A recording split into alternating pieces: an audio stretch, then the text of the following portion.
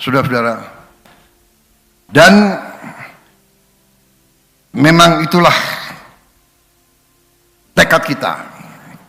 Walaupun kita mengerti dan memahami bahwa kekurangan kita, hambatan kita masih besar.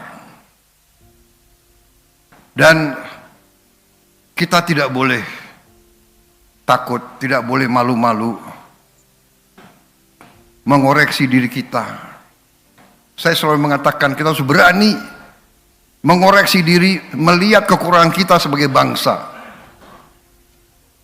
Kita tidak boleh selalu berpura-pura bagus.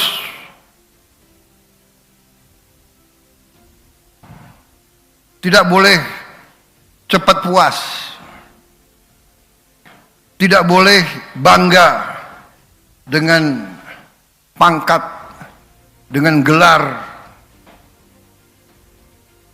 Saya bangga dan terharu hari ini.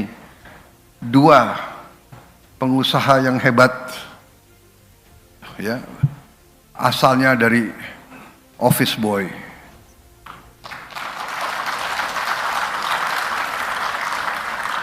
Operator bisa dipasang nggak slide yang dia masih office boy gitu loh, yang dia tidur di lantai gitu loh, bisa dipasang gitu, menarik gitu. Kalau seorang office boy dalam berapa tahun? 9 tahun, 8 tahun. Kalau dalam 8 tahun dia bisa menghasilkan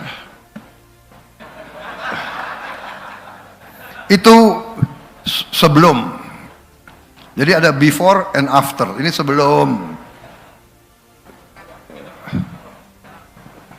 Nah, ini sebelum. Ya udah cukup. Tutup itu foto itu. Beliau sekarang bisa menghasilkan keuntungan berapa? 120 miliar.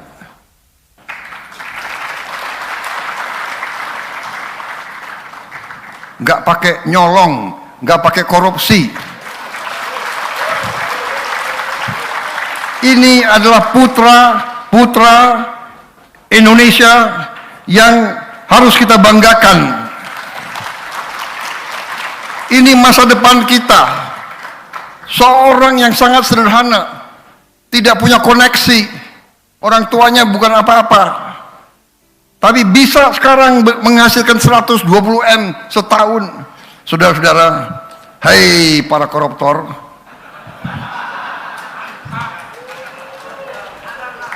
aku ngomong ke situ ya, koruptornya dia. Kalau ke sini kalian terus, hai koruptor, hati-hati kau mau curi 5 M, masuk penjara luar biasa kau. Kerja keras, kerja kreatif, kerja dengan tulus ikhlas, luar biasa. Saya jenderal, saya hormat sama kau.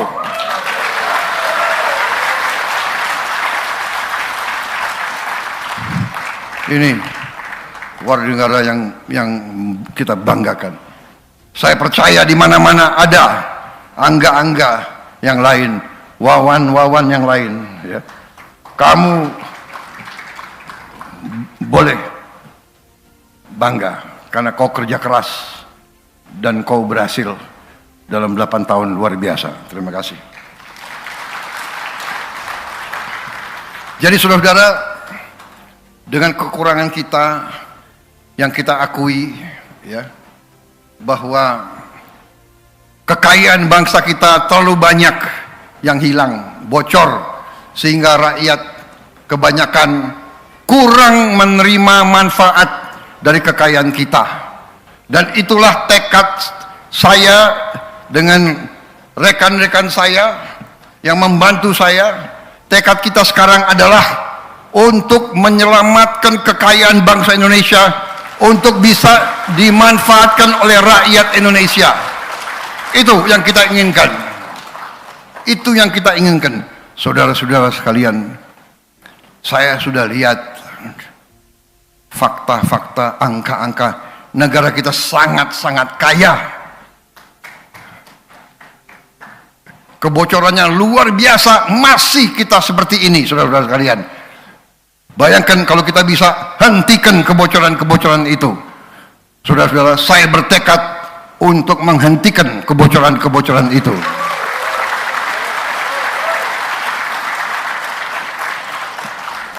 Tadi saya bicara di salah satu partai politik, dan ini nanti saya sampaikan juga kepada penegak hukum.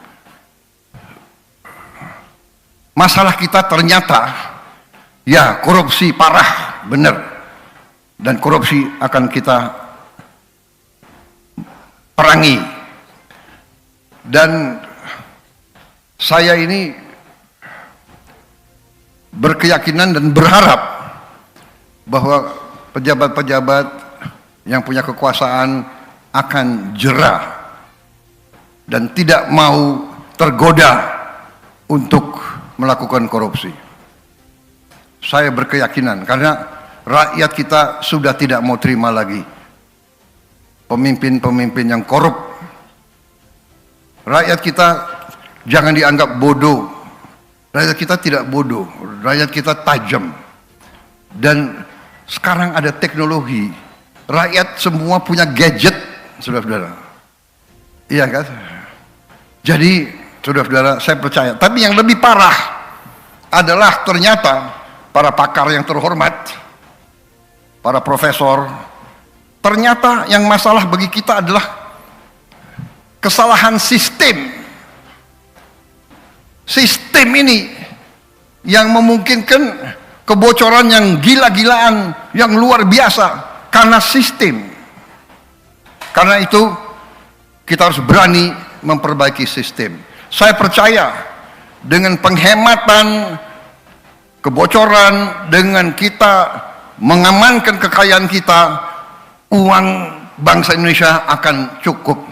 Uang ini kita akan investasikan dengan baik, hilirisasi, supaya penghasilan kita berlipat ganda, supaya kita bisa membantu rakyat kita yang berpenghasilan rendah, supaya akan dinikmati oleh rakyat kita, supaya ada kesejahteraan yang dirasakan oleh semua rakyat Indonesia.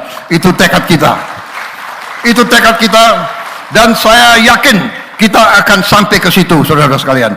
Saya percaya dan saya yakin dalam 3, 4, 5 tahun akan datang kita akan membuktikan, kita akan berbuat sesuatu yang tidak diperhitungkan oleh bangsa-bangsa lain. Kita akan kuasai kekayaan kita sendiri. Dan ini sudah mulai kita kerjakan. Dengan TNI, dengan Polri, dengan semua unsur sekarang, aset-aset negara kita kuasai kembali. Tanah-tanah yang disalahgunakan kita ambil kembali. Perkebunan-perkebunan yang tidak sesuai aturan, yang melanggar hukum, sudah kita kuasai sebagian, dan akan terus kita kuasai kembali.